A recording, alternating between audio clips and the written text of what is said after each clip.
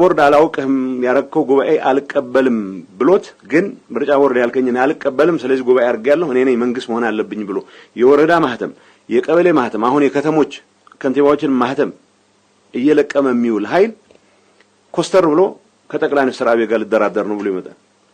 አንዳንዴ ለራሴም ግራ ይገባኛል። ትንሽ ማፈር የሚቻልበት ሁኔታ ቢፈጠር ይገባኛል።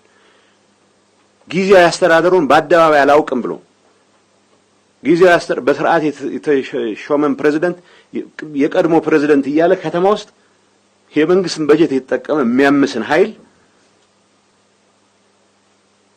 በምን አይነት መልኩ ነው እንደ ተደራዳሪ ተቀበለ ልታየው የምትችለው?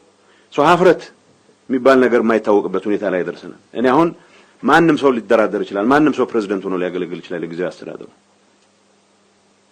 ለራሱ የግል ጥቅም ለራሱ የቡድን ጥቅም ሲባል የህዝብን ሰላም የፕሪቶሪያን ስምምነት የሀገሪቱን መረጋጋት እንደመያዣ እንደ ሆስቴጅ ይዞ ክራማት አስሮ እንደገና ለመደራደር ይመጣል አሉ። እዚህ ግርግር ውስጥ ከፍተኛ ተሳትፎ ያደርጉ ሰዎች ምናልባት እንዳትገረሙ ዛሬ ከሰዓት በኋላ መጥተው ያውና ማህተም ስለነጠቅን መንግስት እንድንሆን ፍቀድልን እንደሚሉ ፍጹም እንዳጠራጠሩ